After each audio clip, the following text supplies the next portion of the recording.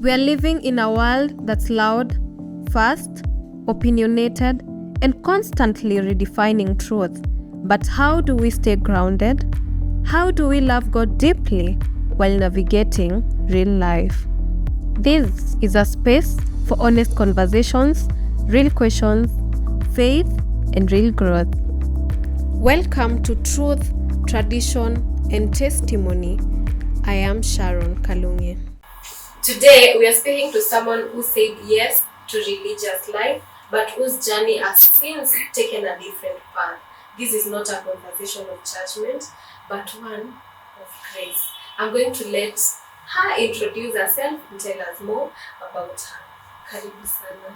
Thank you, Sharon. How are you? I'm fine, thank you. Mm-hmm. My name is Gladys Katan Muthui, my dad. I'm born from the Convent Diocese of Kitui, and currently I'm working and living in Nakuru. That is my fashion, Rift Valley. Yeah, so Gladys, as you have heard, I was in religious life, and how the journey started. It was my very early age when I started to realize that I have a desire to serve God as a religious sister. And one of the factors that inspired me most were the missionary sisters and the priests that were working within my parish. And since from class 8, I started having a desire to serve God. And I started doing my aspirant stages. Then I started my postulates.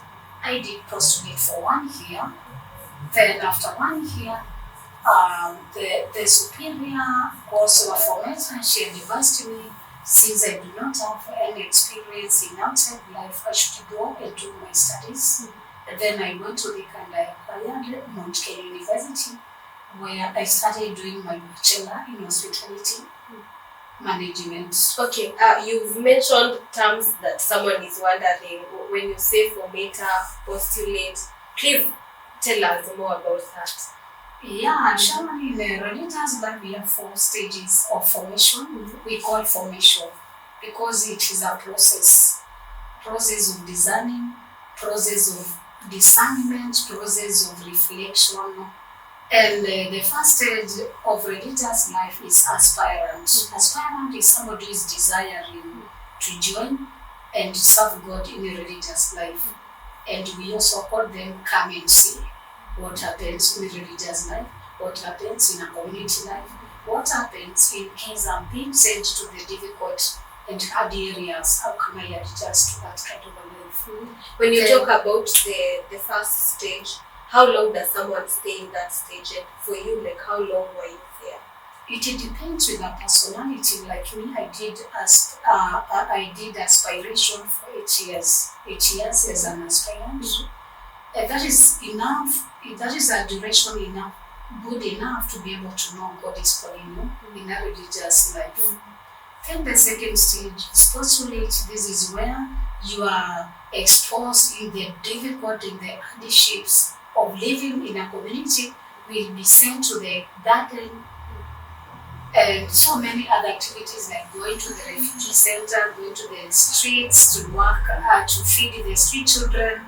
And sometimes you might be tested by going to the nyumba ya wazee, like the one we have in Kasarani. You just go and that through the nyumba ya wazee, you can be able to exercise and know whether you are kind-hearted, because not everybody can be able to handle the edge in that kind of a life. That is the postulate. Yeah. And also your intellectual, your integrity is also measured by the formators to see whether what kind of a personality do we have in children or maybe Gladys. That is the postulate stage.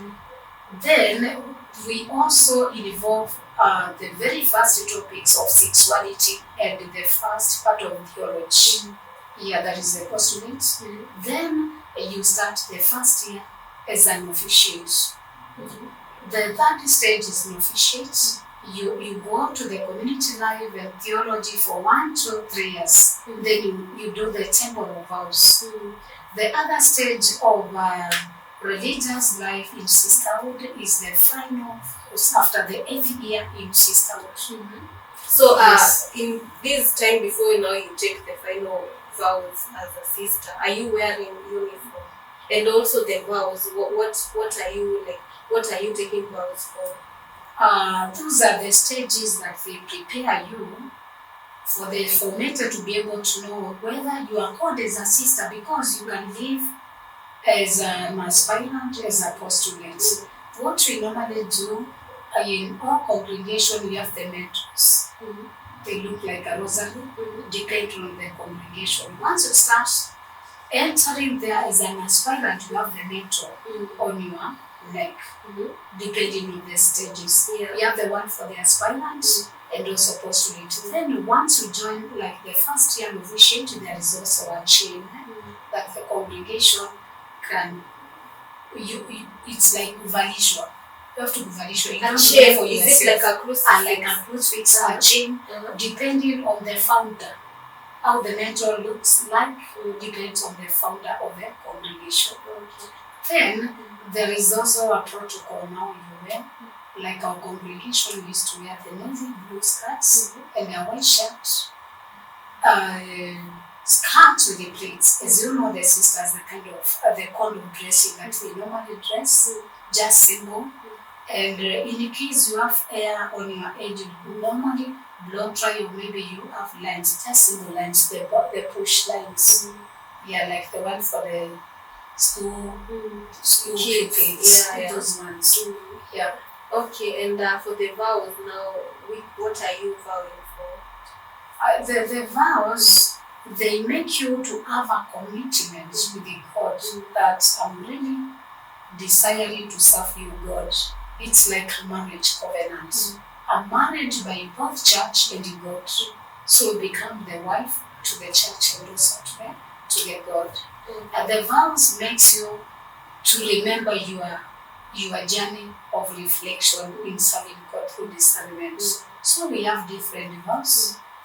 The religious normally vow for the obedience, being loyal to your seniors and the bishop and also the church.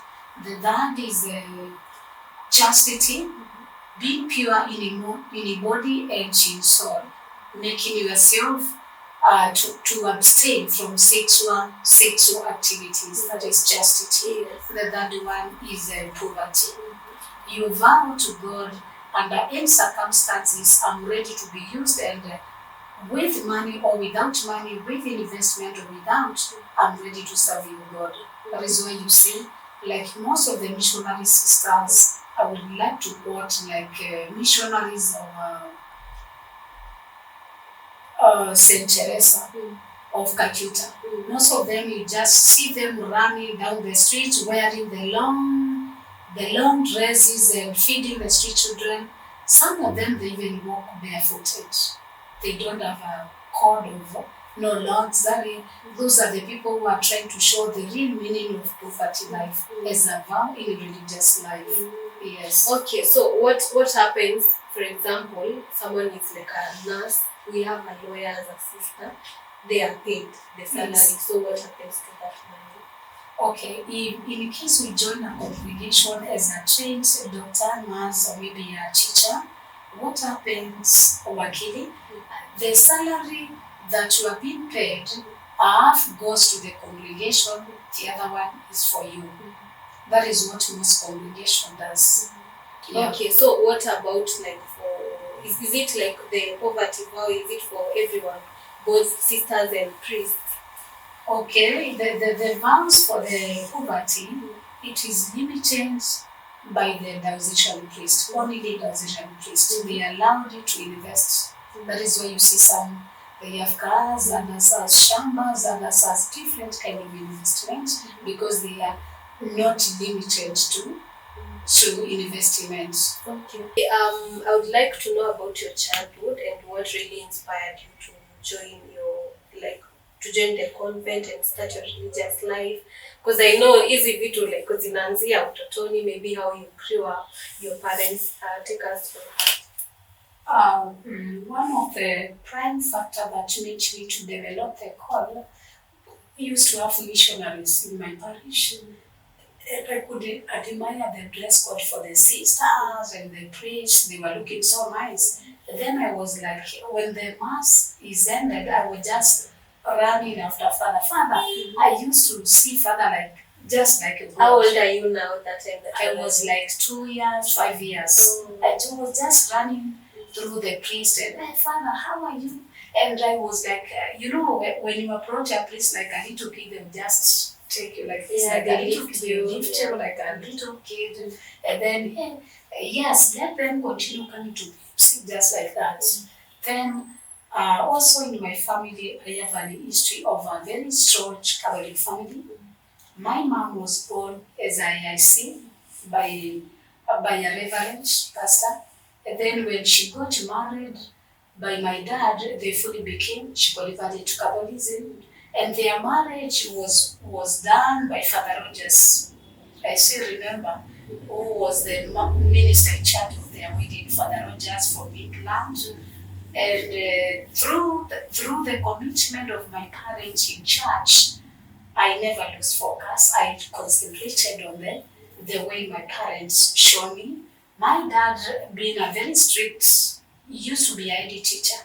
So in our home, it was like a no-go zone for nonsense. So he was very strict, beating us up. And most of the time, we could seek some permission to go to the parish center. Would you like to go with the father and confirm? Did they arrive? Yeah. And my dad did not want something like they will walk, no. Do you have any means for going to the parish center? Yes. If it's there, my dad will pretend that he's coming to the town and will pass through my mother's business and finally come to the church and just stand like And confirm that you were we have gone. Yeah. Then the very day you are coming back from home, you also want to confirm, which means you could not allow us to walk because the parish center was like 66 kilometers. It's a long distance. So through the inspiration and in our family, we used to pray Holy Rosary every 9 p.m. sharp. We could assemble in our dining and to the Holy Rosary, being guided by my mom. Imagine her AFC personality, and now she's a very committed Catholic. That is how my call developed. So on a religious life, what I can say, you cannot just come from nowhere and you start that saying that I'm aspiring to become a sister. Where will that inspiration come from? I see on social media people posting that if this relationship does not, I am going to have a plan B and join the convent. Some people think that joining the convent is because maybe you have been rejected or maybe relationships are not working, so it's... Some feels that since they are disappointed, they will go for sisterhood. Never, you cannot make it like that. This is a discernment. Discernment is a process. As I told you, you discern process by process. And I love the words by the philosopher, the founder of my congregation, Poor Servants of the Mother of God, Ryan. She said, in every day, our lives is made step by step. And also those words were said by Saint Teresa of Calcutta. Also the same word were repeated by Saint Teresa of the Child Jesus. Step by step, always are made better. So in religious life, you cannot just wake up and say, I'm going to sisterhood. Never. You must have started earlier, aspiring as a little kid, and also you cannot just wake up and say, I'm going to the missionary, I'm going to the decision, I'm going to this and that. Never. Yeah, it is a call. It is, a call is something deeper. Like the way we talk about God's voices, we have the loud voice, we have the sincere voice, and all kinds of voices. The religious calling is some deeper than any other thing, because I realize some people they can also be called through a vision while they are sleeping. Like I have a true story of a father from a diocese. He was just sleeping, and by 1 p.m. he could be able to see the sheep, very white in color, And from looking at the ship, the Blessed Virgin Mary appeared in a white gown. And then he was called through the voice, through the dream. When I went to high school, in the very first term, I was selected to be the YCS cheerleader and also a choir mistress. Through all that time, we could be able to go to the YCS rallies, we go to the games. I was very much gifted as a footballer. I was doing football and the marathon. I was the marathon in the girl. When we went there, I could not be able to. My interaction was not like of a normal person because I was living like a religious personality. And most of the boys could complain, why does she not interact with us? Then I had one of the games master who was taking care of me aside from my mother. So I was trying to escape through that teacher so that I could not be able to be talked, all the boys to talk to me, tell me, I love you, something like that. I was trying anything to do with a relationship and anything because my focus was, because I'm God, I want to serve God like a sister. So through that inspiration, and while I did not say, while I was in class 7, I started going to spend some time with the sisters in my parish. And that is why I chose the poor servant of the Mother of God until I did my Form 4 exams. When I finalized because I was already the aspirant, I aspired for a very long time. Immediately after Form 4, I joined the congregation. Okay, so that's why you said you were an aspirant for 8 years because you joined when you were in primary. Yes. Okay. Yeah. I joined. I was going currently as an aspirant in primary and also in high school. Then the final decision that I made for joining when I completed Form 4, because the qualification for all the sisters and the seminarians, when you finish Form 4 is when you join the religious life. And we have the qualification, by the way, Sharon, I don't know whether you know, for you to be a religious, you have to have a C+ and above. So when I joined like apostolate, and I went through my year of apostolate. Then sister told me because I'm lacking the outside experience, she would like to take me to campus to do my studies. And then I accepted. He told me that your parents doesn't need to pay for your fees. I do the scholarship for the 4 years. I went to MKU and I wanted to do nursing or maybe pharmacy, but the intakes were they were to take place on August, and me, I wanted to start my studies in March. Then the courses that were available, I picked hospitality management as a degree. Is what I started. And my formation was totally different from other people. I've done the apostolate, so now starting the first year as an officiate when I'm in my first year. So from that day, the whole of the weekend I could spend time in the convent, and also the rest of my holidays and all the time I was fully in a community life. So I did my officiate first, second year, until I came in my 4th year when I did my exam. And before I did my exam, I developed some ulcers that were very severe. And I was on a special diet while in MKU for the period of 3 months. So I was fearing to tell the new formatter now I have some ulcers. I had my somebody who loved and trusted me since I was a child, Sister Madeleine Ryan. When she left to London, that's when another formatter came. Okay, before we continue, how was life like in MKU? Because you're studying with, you know how campus life is.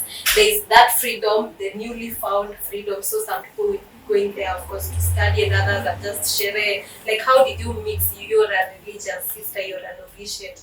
How did you mix with them, or how did you blend in that life? one thing my mission was to serve God as a religious. So when I got there, my company was for the sisters. And I did not tell you something. When we went to MKU, I had several sisters that I used to know in different congregations. So we used to blend together. And in the cubes, we used to call them cube mates. The cube mates, most of them, they were the Islamic and the sisters. You know, they look alike, their code of dressing, their behavior. The Islamic are very cool and very tamed in their behavior. So we could spend the rest of, in case I did not go to the convent, we used to spend the rest of the weekend only the sisters. Other people could go to karaoke, others going to so many joints, and then I could be left only with my books. The other part of talking to a boyfriend, let me sincerely speak, I never dated. I started having a boyfriend after leaving the convent. When I was working in my third year is when I started having a real boyfriend. But still in MKU, there was a doctor as what do we call him? A surgeon who used to want me to be the girlfriend, but I could tell him, let me first focus to see whether God is calling me like a sister. You know, you Oh, know so you they can't have ask. audacity to approach you. Yes, but it could not be in a kitamba. But the dress code could show. So most of the men, they could write a karatasi and you share, they draw on your waist that you may pick and read. Because nobody can approach me in terms of telling me, Gladys, I love you. Nothing could exist in my life that's something of that kind. So they used to fear me. So when the guy persisted, I want you to be my girlfriend. Why can't you leave the sisterhood and you come, we stay, we look for a house? You know, something happened. He told me, because you normally come before me as we report back to school, just go and look for a house. We start staying together like a boyfriend and a girlfriend. And then I told him yes, but finally I did not, because I could not be able to talk. My focus was to serve God like a sister, not to do another kind of a life. So I made sure anytime he comes around, I just run. Maybe go to the study villa to continue with my studies. So when the answers developed on my fourth year, when I went to Convent, sister, I tried to share with the formator and I told her I've been having some complication with the answers and my diet is a problem. So because I know, you know, when you go to the congregation, the community life, there is nothing like optional. If it's going to the Holy Mass, you go like a crowd. If it's time for sleeping, you all sleep. It's time for chapel, you do. If it's a time for the profession or maybe ordination, you go like a group. There is nothing yours. Like the founder of the congregation was saying, totally, meaning that everything you are total as a community, living together as a group. You work together, everything, nothing that belongs to you, apart from your personal clothing. So everything you share hearts, deeds, and everything together. So, sister, when I tried to tell sister about my complication, she gave me like 2 months to do some rest. As I work on my diet, she told me, I wish you well with your future husband, and we know that we have educated somebody's wife. You know, I just kept silent, and then I went to the dormitory where we used to sleep. Then I tried to digest. Close to 6 hours, I'm not talking to anybody, and I'm just quiet. Somebody asking me, Gladys, what is happening with you? I just tell them, no, I'm just doing meditation. Just doing meditation.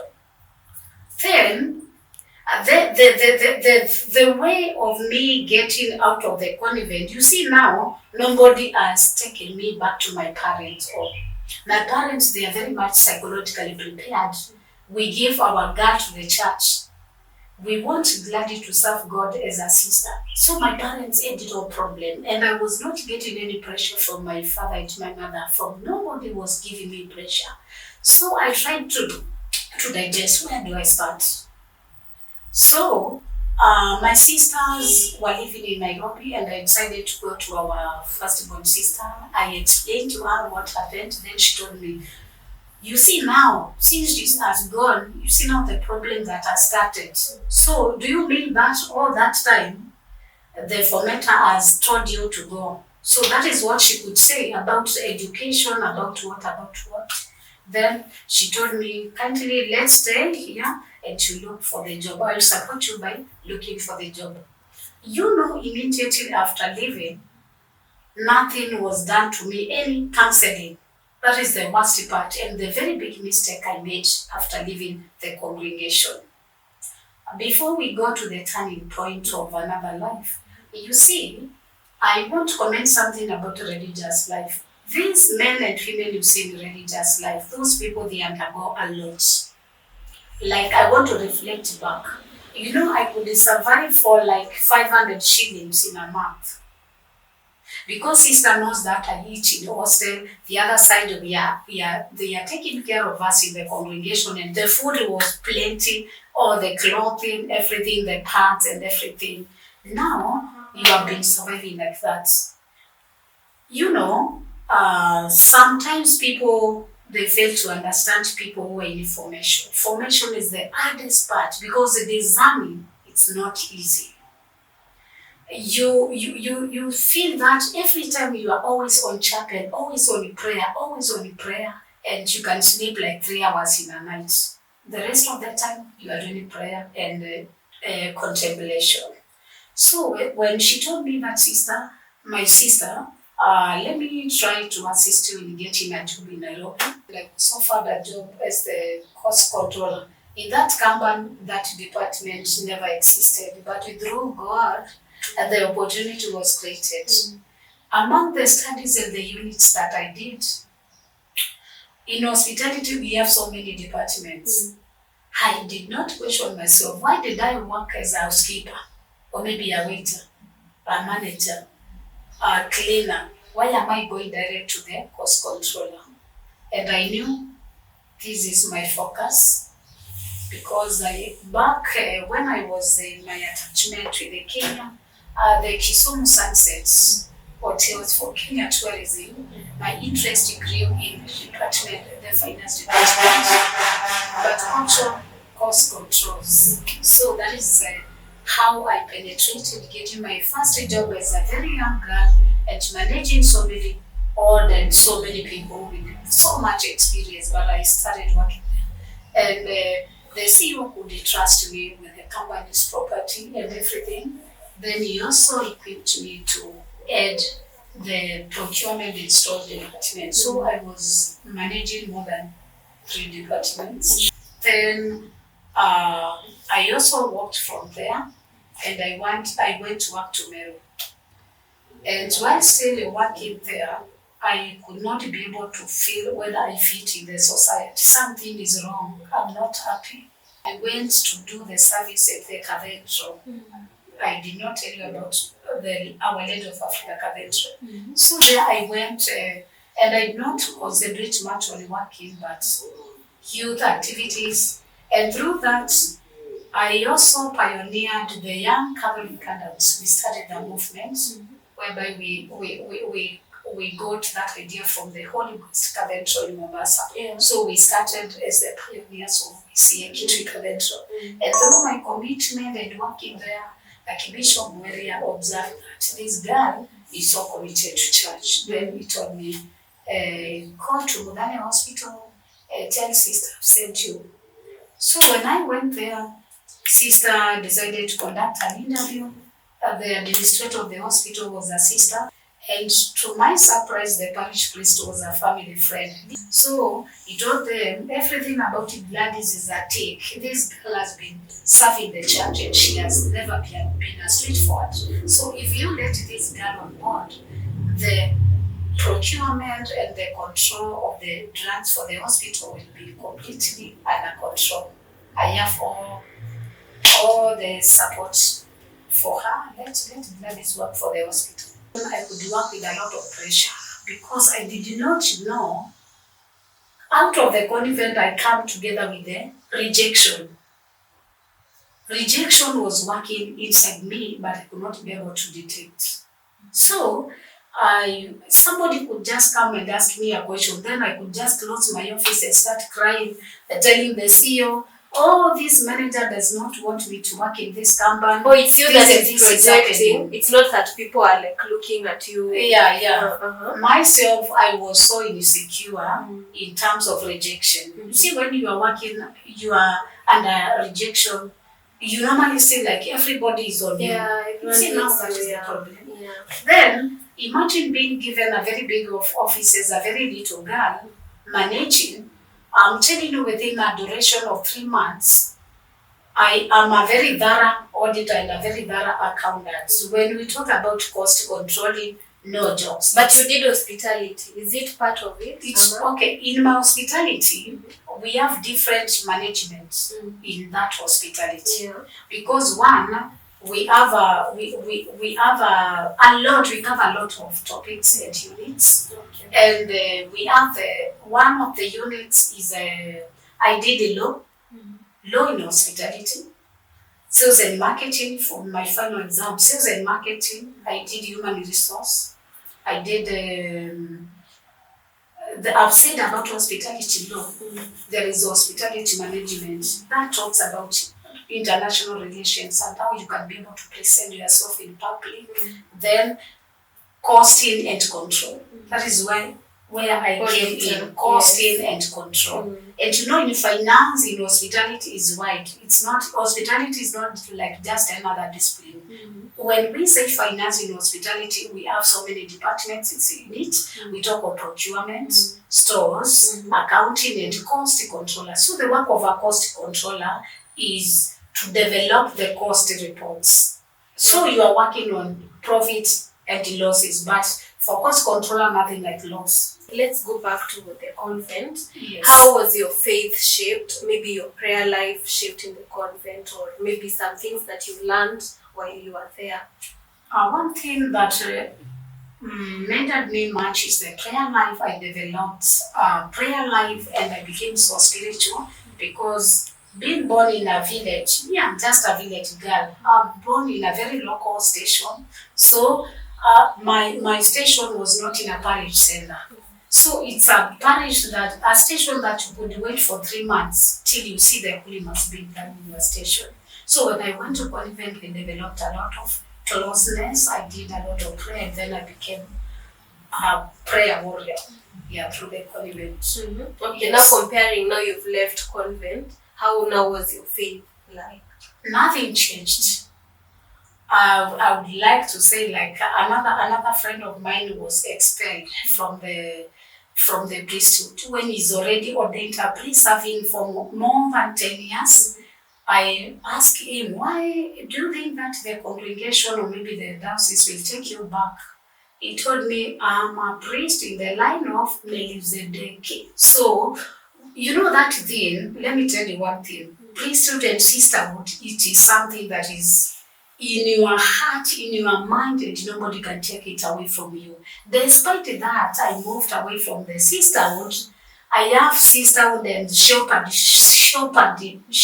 I'm also shepherding people through another way. Let me talk about the turning point. Where did this rejection started? You know, when I came from the convent, failure not to go for the counseling, that kind of a rejection, it kept disturbing me for a very long time, close to 3-4 years. Ask me why. I could not be able to date anybody. Dating, having a boyfriend, we just talk to somebody like 1, 2, or 3 months, and then you feel that you are not loved, and then I walk away. But being very serious without engaging in an intimacy relationship, because I was looking for, since I did not make it to sisterhood, I just want to give myself fully to somebody, I become somebody's wife. So I was not playing like just the way other girls could play. So during that period, I also I had a lot of rejection on my employment. Yeah. You just go and work somewhere, then everybody is on you. Mm-hmm. So I kept on asking, why did the sister allow me to continue with the formation and I become a sister? The life outside is very hard. Then I could not be able, for the first 2-3 years, I could not be able to manage my finances. Then, due to that, it came a point that I started looking for happiness. And mbona siwezi kujibamba like other people? I want to look for happiness. I remember that time I was going for karaoke. I could go to karaoke. Are you singing or just watching? Not singing, and I don't drink. I'm just taking soda Del Monte. Would go to karaoke and I sit down on my own chair and take from 6 p.m. up to 3 a.m. Just thinking about my life. How can I make my life to look for, to change for better? And people are approaching And people were telling me, hey, how can you sit in a club without having somebody? I just somebody. They just come and sit there, and I could not bother because I know what I'm looking for my tomorrow. I'm not interested in the men in club. Nobody could tell me, Gladys, I love you. No, that was not part of my life. I just take my Del Monte, my soda by 3 a.m. I've gone to my house, I sleep, then by 5:30, I'm awake again, I prepare and go to the job. I also think that decision of I'm focused, I'm not interested in anyone was brewed since you were a child, because I remember you saying that anyone who was approaching you would tag your story. Yeah, and you know, so that character started when you were young. And you know, my dad was like Idi Amini Dadai. That Idi Amini. No boy, no man person could come in our compound because they know my dad is fire. Nobody can just come and say, I'm here to see Gladys. I remember when we were doing our class 8 exam, somebody came to our home, and then he was chased away by my dad and told him, I'm taking you to the prison. You cannot joke with my little girls here. So, you know, that strictness, it shaped my life. And I could not be able to focus on why is my dad that strict on me. So I always say that is what made me who I am today. Yes. So after leaving the convent, did you, were you affected? You said that you had rejection. Did you also have guilt, fear, or maybe just feeling like I wish I never left? The thought of why did I head to left? It was disturbing so much because I could say, hey, sister is the one who's making me to suffer outside here. And then I was also remembering the word from the formator. I've educated you, and I wish you well with your future husband. You know, it was, for me, I just kept on repeating. The thing used to repeat in my mind, thinking about, did she cast me not to get somebody? And I was having a great desire. There was a time, Sharon, I was admiring marriage. And then, when I focused about that, I could not be able to do any reflection. Then, during the time for rejection, it came a time I felt like I'm not going to be employed. I'm not working, and I'm not doing anything. I just wanted prayers. And then I left Catholic Church. I left Catholic. That was the darkest part of my life. When I was working in a mission hospital, my administrator, she was calling me in the office and giving me some guidance and telling me, Gladys, finally you will get back to the convent. And me telling her, no, sister, Stella Maris, I can never get back to the convent. So in the hospital, they were just taking me like a sister again when I was working there. And then I was in charge of the procurement and stores department. So everybody was Sister Gladys, Sister Gladys. So it came a time when I write a letter for resignation.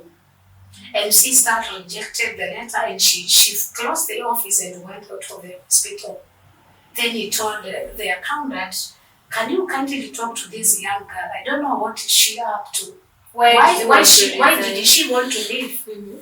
The hospital was in a very local place in Kitui, the interior part of Kitui. And then me, I wanted to live in urban like Nairobi, big towns. That is only what meant me to come out of that interior place. Okay. I went back to Nairobi. Yeah, you had mentioned that you are really sad, you are feeling rejection. Did you finally go for counseling, or how was your journey to healing? In the process of differing with the sister on why am I leaving the hospital, she called me privately in a private talk, and she told me, Gladys, there is something that is not normal in your life. You have a rejection in you. She had to tell me to face me. Sister was behaving like another formatter. I think sister she had lived in a religious life for more than 30 years. So like a motherly, like a fellow religious. So she told me, you have a spirit of rejection, Gladys. That is why you are leaving the hospital. And I can't let you leave this hospital. After telling me that you have a rejection, she told me, kindly when you go to Nairobi, as you continue resigning, go and look for visitation. When I went to Nairobi, I first went to look for pastors. Okay, yeah, you were talking about pastors. How did you now come back to the Catholic Church? I remembered what Sister Stella Mary told me about visitation. I went to visitation. Then, that time when we went for a one-day prayer on Friday, I realized that they have a retreat for the inner healing and rejection. So during those sessions for the inner healing, I went there to spend like 1 week. It's when I discovered, so this has been a home for all the rejected. I received healing through Father Biju, Father Jose, and then I could be able to see Father one-on-one and tell them about my problem. Then they give me some readings to do, the verses, daily verses, and then I started accepting myself, but still not feeling to work. So after 3 months of the daily verses from Vincentian and their prayers, I also realized we have novenas. I did not know. Even when I was in Convent, I did not know anything about novena. I started praying novenas, and one of the most novenas that has transformed me are the novenas for the St. Michael the Archangel, Mary and 12 of Knot, and the Holy Rosary. Those are the key prayers that has transformed me when I came from the religious life. Okay. Then it also came apart, and I could see the Vincentian prayers, they are not working faster. So they are not working fast, and I want a very fast deliverance so that we get a husband. Now I want to get a husband. Why are these Vincentian? Some people have been coming here for 5 years, 10 years, and who am I to receive deliverance there on there? Then I started my journey to Mombasa, and I went to Shanzi. And I spent 1 week praying. I was also going to the mountains. I was going to the Komarok Shrine, was my home. I would go to Subukia. Those shrines I used to go. You pray and things are not working. I pray, I spend like 1 week in the Komarok Shrine, Subukia, and nothing is working. Then after 3 months, I just revisited my mind again, and I remembered about the catechism of the Catholic Church. I said, I was baptized as a Catholic. Why am I moving in and out of the churches because of frustration? Do you mean that the same God cannot bless me when I'm still here? Then I was advised, we have a priest in Machakos who does deliverance again. I was like lost. I don't know whether Sharon can be able to see. I was totally lost, direction, confusion. I went to Father Fidelis. And Father Fidelis is a charismatic priest. He prayed for me, and I saw the kind of system of their prayers could not work because it had a lot of sacrifice of going there every week. From Nairobi to Machakos every week. I said no. So let me stick to Vincentian. So to make my point right from the turning points, these Vincentian priests, they have shaped my spirituality, because I had lost focus in religious life. That is where at least I started thinking about myself. I would completely forget myself. And when COVID came, I resigned because you would not be able to pay to get in the salaries in time. and it's like you are left like 5 people working, and the job was like too tiresome. I was paid my salaries and my benefits. Then I started business. I said now after COVID, let me just do business. I see whether the other part of my life can work. Yeah. Since I was being employed and nothing is working, let me start a business. Then I started my business of distributing. Shortly became a distributor in Tawala. I did that for like 7 months, but the life totally changed, because most of my clients moved out of Nairobi. Yeah. And then I asked my mother, hi, my life is so hard. What do I do? Then I started business. I developed a desire of becoming a consultant, hotel consultant, but the option, auditing. Yeah. So I started that business 4 years ago. I could go to different hotels. I work for this person on Monday, another Tuesday, a freelancer, working like that. The same time, that is after visiting several vigil nights from VRC. Then barely after 1 month, I started my company, supplying a company called Greatness Honey. I started collecting honey from the rest of Kambani to Marigat to Tanzania, collecting honey and then supplying to those clients that I'm auditing for them, because I'm now in hotel industry. So any client that I audit for them, I could engage them on a supplying basis. Then they will give me the order. Yeah, now I now became an entrepreneur by doing those two business, being a consultant and also as a supplier. Then 2024, the month of January through March, we had a very downfall of the rains. We had El Nino, the one that carried people from Maimahiu, part of Naivasha.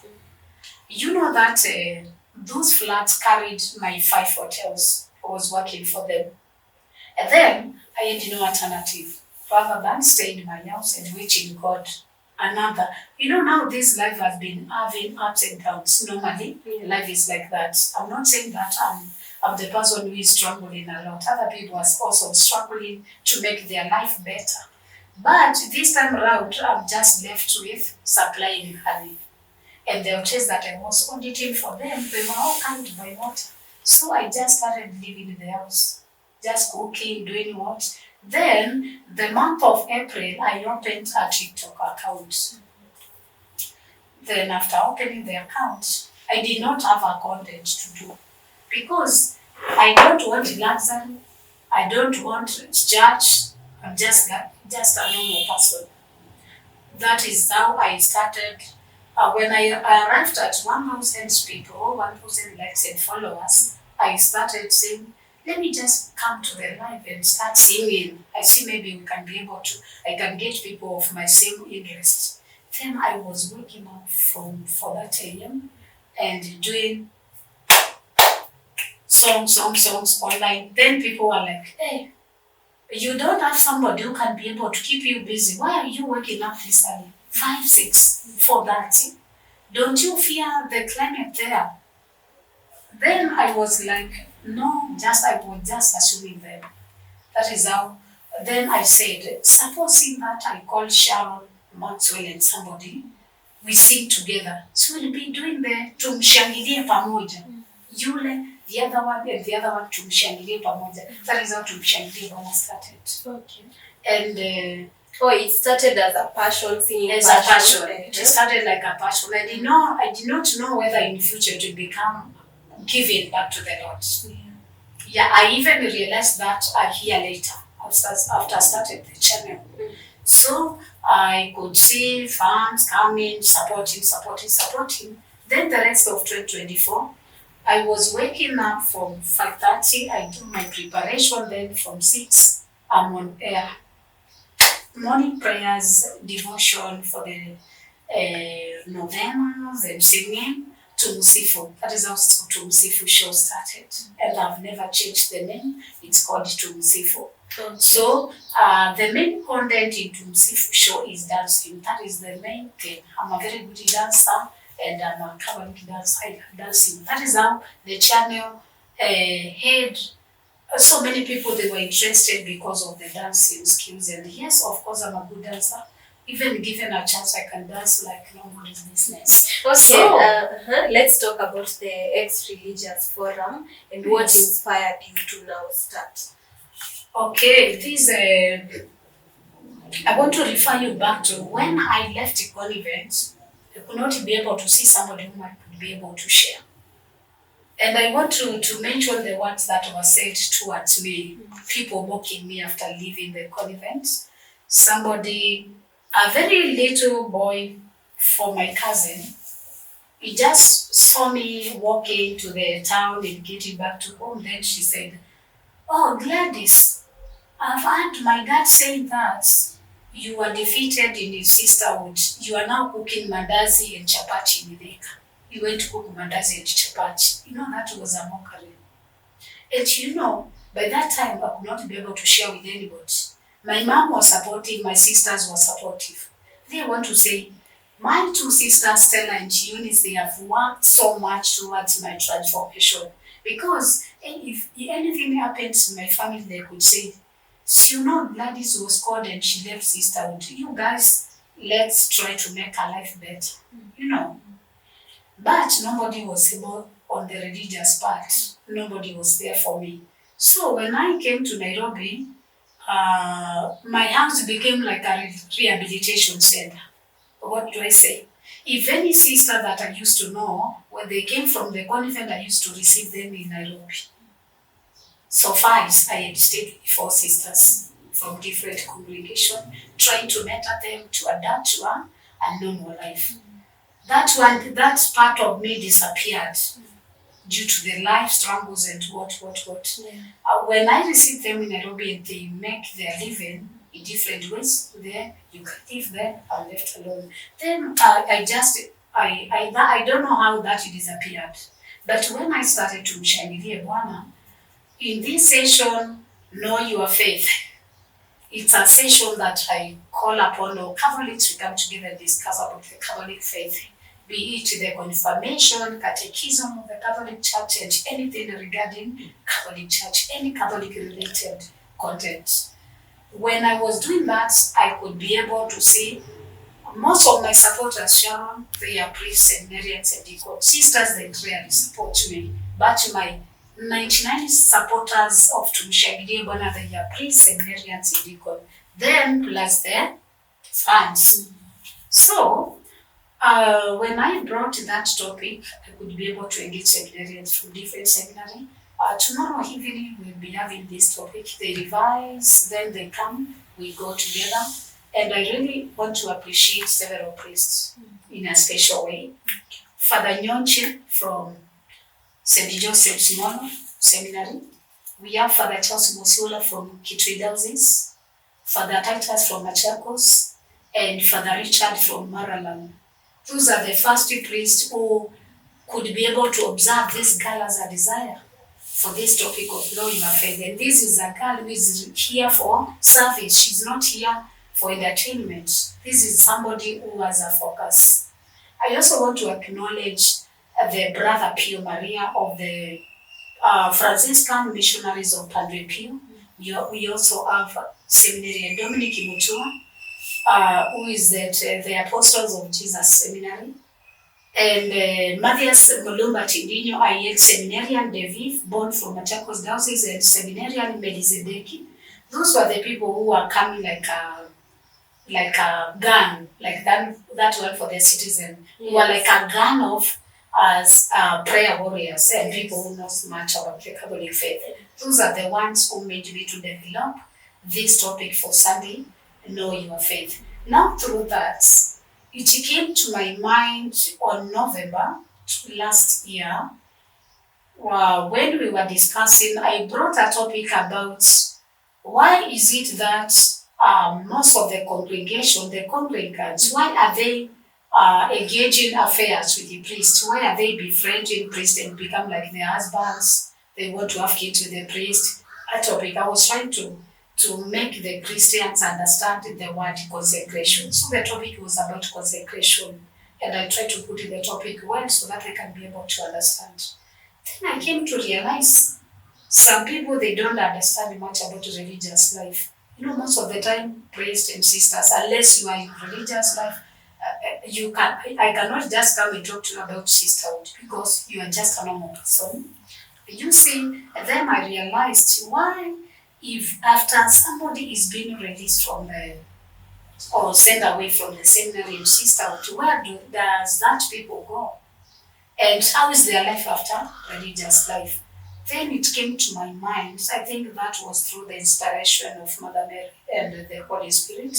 I realized the need of looking for everybody who was in sisterhood and priesthood. We come together and we talk together. One of the missions that I looked for it is healing. Because most of the people, they come there from rejection. We're having a lot of rejection. Maybe their formator could not be able to understand their strength, their better part. And the outside world, their family and relatives, they keep on criticizing them. Alishindwa na priest na sister. So now, let's see where she will go. She wanted to go to England. Let us see. Because most of the people, they have this perception. When somebody becomes a sister or a priest, their family will be rich. Because the probability of being sent abroad is high. Maybe you might find somebody sent to England or London, then they will come back to Kenya when they have money. That is the perception of the outsiders. Yeah.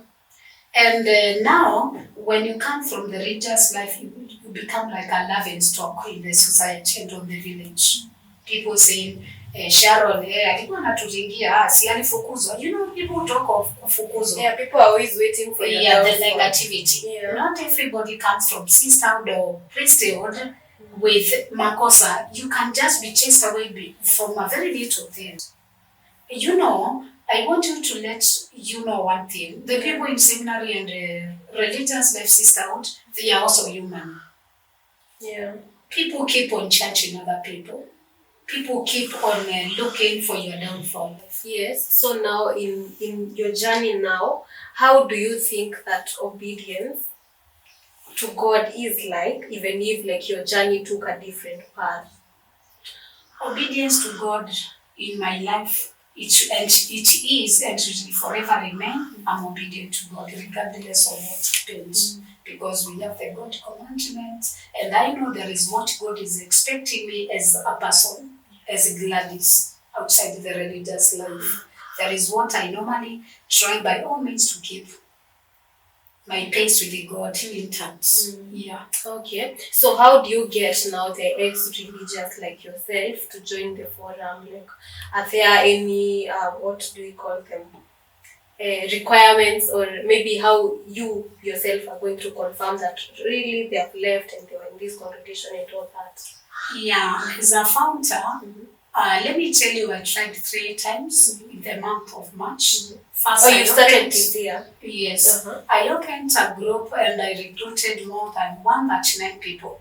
When I said I have a WhatsApp group for the all ex-religious, my TikTok channel account was full of inbox, and then I could just add them without, when you are having masses of people peeping and in and out of your inbox, I could not be able to select twice because I understand as long as Sharon, she was with the daughters of St. Paul, how am I to judge? So I was just adding them randomly to the group. Then after 1 week, I realized we have collected all types of, it's like a jack of all trades. Then the second week, I told them, kindly do introduction. And this is my form. I'm explaining you about the format of the form. 1, you tell me about the congregation that you joined. When did you join? When did you left? The reason for leaving the congregation. Then, what are your expectations in this group? And why are you here? Then the final question is about attach a photo. Now when I send to you through my inbox and you fill everything through the WhatsApp group and be able to identify you are really an ex-religious. Because somebody who knows about the congregation formation, the process of formation it can only be known to those people who have been there. Yeah. I made the brochures for inviting people to the WhatsApp group, bearing in my mind these people in the group, they will help me to develop the group. I selected the interim leaders, the group trustee. We have the organizing secretary, we have the chairman, the secretary, and the who else? Treasurer. So with those people, I try to make sure that we work together. Before we talk anything in the mini group, we just meet aside. In the executive group, we discuss what we need to do this and that. That is how I've grown stronger in organizing this group. It could not only for the, if it could not be for the interim team, would not be able. Okay, so what happens? Is it just a forum on WhatsApp, or do you meet like maybe monthly, or what happens? The group is very new. Like when it, the stabilization of this group, it's like just a 1 month. Yeah. So what do you like? What is the vision of the group? The vision of the group is healing, transforming, and networking. Because you see some of the religious, they came from the convent seminary without even any course. They don't have any course. They just left from home. Those are the people who left the religious life and they have nowhere to go.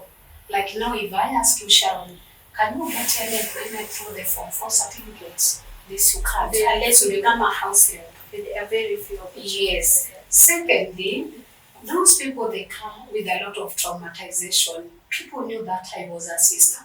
Now, where do I go? You know, the main theme of the group is creating a healing center. It is like a healing center preparatory for our tomorrow. Yeah. And then the word discernment. You know, sometimes we take discernment as part of the religious life. Discernment is forever. Even you can discern as a mother, as a married person. So after religious life, there is also discernment. For example, if I have to date somebody, I cannot just wake up today and say, I will be married by Joseph. I've not taken my time to date and to know them and to do the courtship. What are my privileges? You know, privileges also comes in discernment. What are my desires?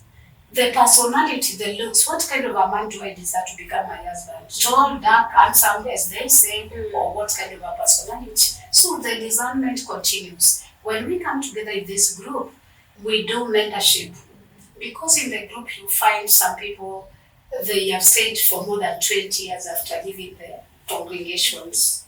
Some are working. Let me tell you the kind of personalities and careers we have. We have all, I've told you the group is full of jack of all trades. We have the advocates, we have the teachers, we have the accountants, we have the business people.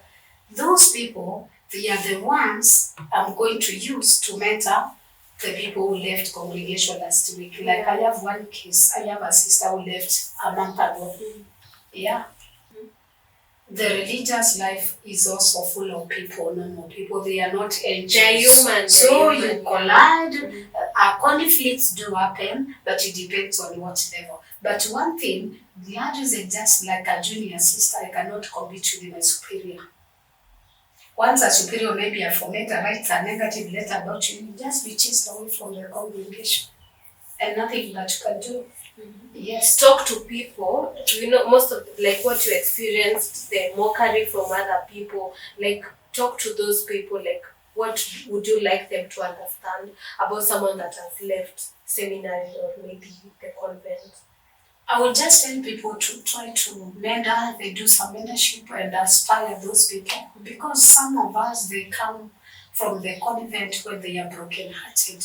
They have no shoulder to lean on.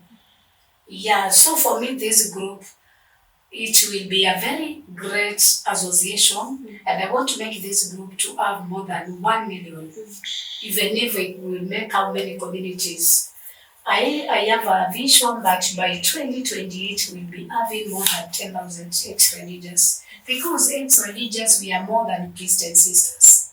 We are equally same to the Kawaida society. Yeah, I heard someone saying, they, like, 100 might enter seminary and then like 10 become priests. Yes, and that is why I'm telling you my potential is here of getting more recruitment as many people as possible, because each and every year, each and every week, each and every month, people leave seminary and sisterhood due to different reasons. And I told you, the beauty part of living a religious life is by own choice, like what I did. Why is she telling me that she wished me well because she has educated me and somebody will get a very educated wife? So I just did my contemplation and I left willingly. Nobody chased me from the congregation. Some other people, they are just like criticized. Some people, they just go and do some false information about you. Sharon has done this and that. Then the superior information will chase you away. So that the better part of coming out of the religious life is being chased away. Yeah, because at some point, the formaters did not listen to a situation. They could not take time to listen, what is this happening? Those are the people with a lot of grievances and they are dying in pain and under depression.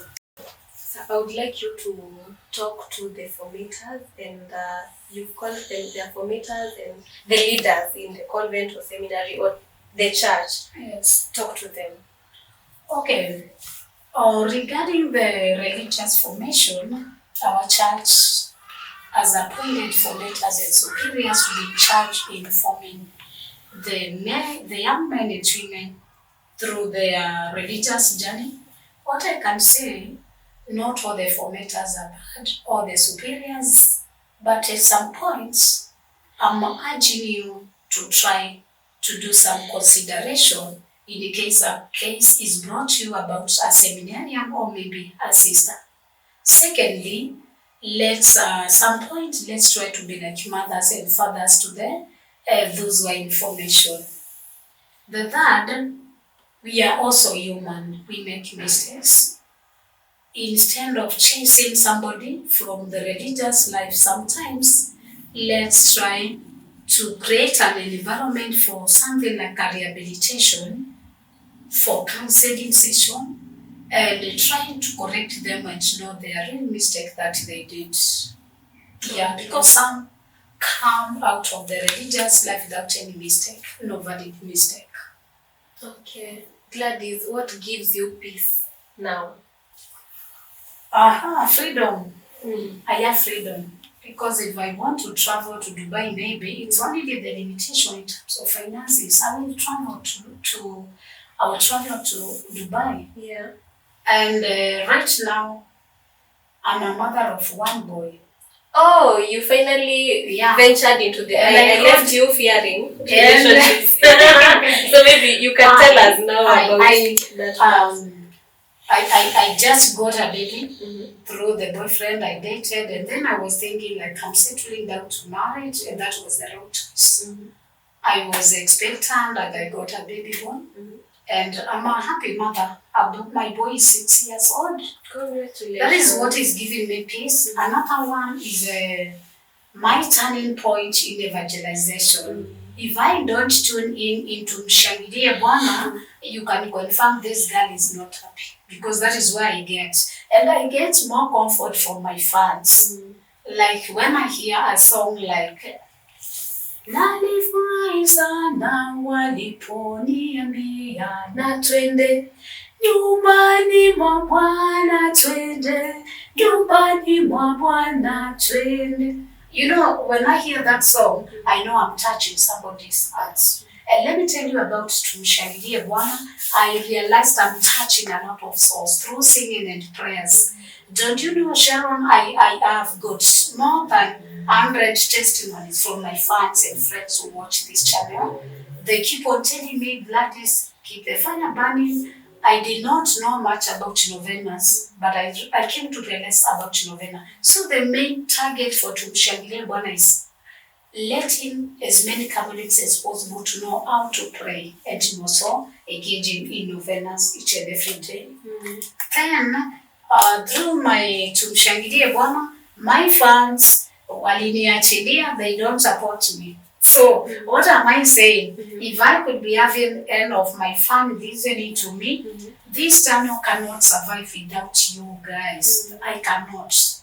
For now, I'm not saying that I'm not rich. I'm just living just we classify people in three ways. We have the poor, we have the middle class, and we have the high class. That is how we classify people.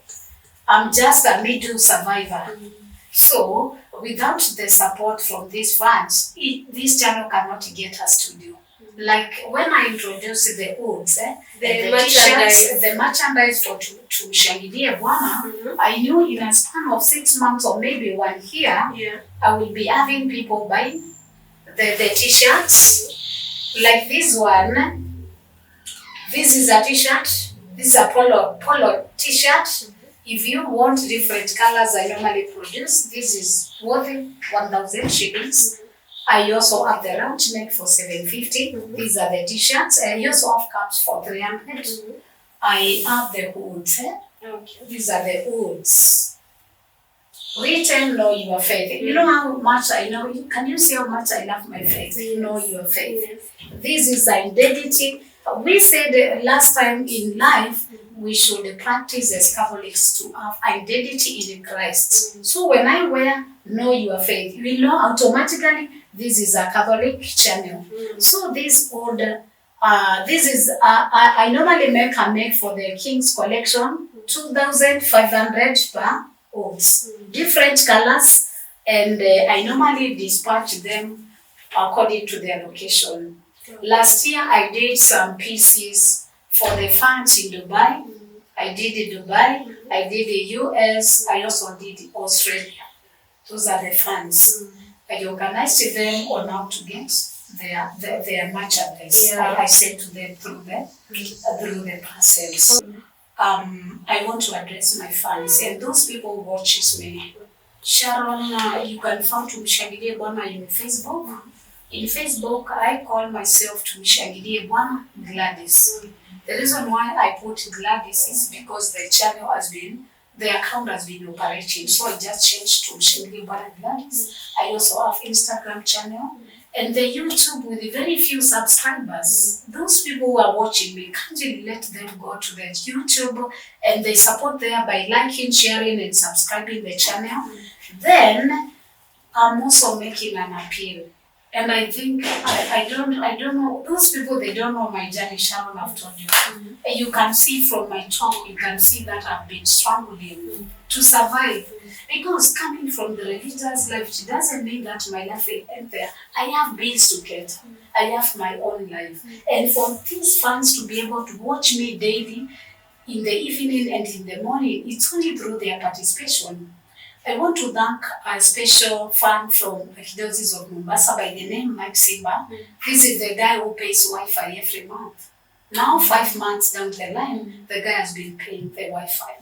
So my appeal is for these fans to try to buy as much merchandise as possible for me to be able to get the money for the studio. I know you own a studio and I'm in a studio. For a good studio, for a channel like Tumshangilie Bwana, it's around 400k. Isn't it? Around 400k. Yeah. So if my supporters can be able to support, and I only request something very little. If I have over 10,000 people listening to me and each person contribute like 100 shillings, you can realize even 1 million. Evangelization is not easy. This is one of my part of conclusion about Tumshangilie Bwana. Evangelizing, it requires a lot of cooperation from the hosts, from the owner, and also from the congregation. If they don't support, the channel will reach at a point. I just feel like, let me just go and hustle like other people. Because at the advantage of operating this channel, I'm a freelancer. Like, I audit in different, I do a job for my client in different intervals. There are people that I work for them once in a week, others twice, others monthly. If he supplies, someone will just call me, Gladys, do you have economy pack honey? Yes, I have. Deliver 3. Oh, you still sell honey? Yes, I am. I'm a very, very big producer of honey. Yeah. I have also kept my beehives in my rural area, but I'm still growing in beekeeping. So when I receive a call, deliver 1 kg, 5 kg, that one I can be able to run a channel as a freelancer. Some of the times clients, they don't understand. The funds does not understand you. If I become a full-time accountant or maybe an auditor, when will you listen to your channel? Will it grow? Sometimes it become like another caption TV, because this is my vision of the channel. I want the channel to arrive at a stage of caption TV. I remember Radio Mini Catholics have also supported. Doxy Catholic people supported, and it became a very big channel. So my appeal is, as long as we are doing the same faith, we are evangelizing as Catholics, let's support the channel. I myself cannot be able to make it. Yes. Okay, we are going to leave your number Yes. at the description box, and people can reach out, can support. Yes. Yeah, and follow you at Tumshangilie Bwana. So as we finalize, why are you Catholic, Gladys? Okay, according to me, and I think some, I cannot fit in another church, because the Catholicism was initiated to me by my mother. Yeah. My mother was born by a pastor, AIC reverend. My mother is a AIC. Mm-hmm. Still, she was born by a reverend, AIC reverend, and when she converted to Catholic, she took Catholic like she was born there and raised there. And my mom has been my mentor, and she's the one who made me to develop Catholicism in me. Even if you send how many pastors, I've been receiving so many bishops and pastors calling me for the offer to go to their church. I can't leave Catholic, and nothing can make me to leave Catholic. Reasons, I have several reasons. In the Catholic Church, we have sacraments. We have the sacrament of baptism. We have the Eucharist. We have the confirmation. We have the Holy Order. We have the marriage and the anointing of the sick. I know as a Catholic, I have a deal with God. I cannot die until I receive all the sacraments. Apart from 2 sacraments, it's either you receive the Holy Order as a sister or father, or marriage. That is what it defines Catholics, those 2. So until I die, I will live to be a Catholic. And in another world, I would also want to be a Catholic. Nothing can take me away from my church. Yes. Okay. Thank you so much for trusting us with your story and sharing it here. Thank you. Yeah, and listeners on Spotify, viewers on YouTube, this is a conversation where we understand that God is not limited to one path, that He extends His grace and He loves us so much. So until next time, bye-bye.